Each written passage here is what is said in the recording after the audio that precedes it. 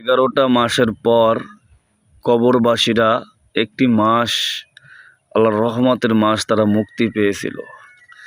কিন্তু দুঃখের বিষয় 29 দিনই তাদের মুক্তির ডেট শেষ হয়ে গেছে। 29টা রোজা হইল, ঈদের নামাজ শেষ হয়ে গেল, সঙ্গে সঙ্গে আল্লাহ পাক তাদেরকে আবার কবরের ভিতর, আবার সেই কবরে যাদের আযাব ছিল তারা আযাব পেল, যারা কবরে আযাব থেকে মুক্তি ছিল তারা কবর আযাব থেকে মুক্তি চালু হয়ে গেল। কবর আমাদেরকে শিখায়, ও মানুষ তোমরাও সাবধান হয়ে যাও, তোমাদের একদিন ডাক চলে আসবে, আর এই কবর নামক এই মাটির ঘরটার ভিতরে তোমাদের স্থান হবে।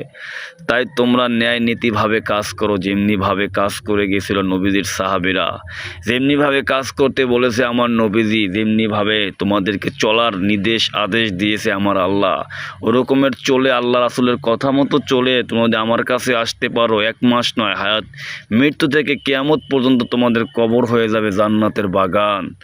আর যদি তোমরা ওই কথা অমান্য করে চলে আসো না, কবরের আযাব এক বিন্দু সহ্য করার মতো দুনিয়ার কোনো বান্দার ক্ষমতা নেই। তাই কবর প্রতিনিয়ত একটা মানুষকে 5 বার সতর্ক করে। আমরা চেষ্টা করব ইনশাআল্লাহ, আল্লাহ রাসূলের কথা মতো চলার চেষ্টা করব। আলহামদুলিল্লাহ, আল্লাহ পাক যেন সকল বান্দাবান্দিকে এই ভিডিওটা শোনার বোঝার তৌফিক দান করে, আমিন।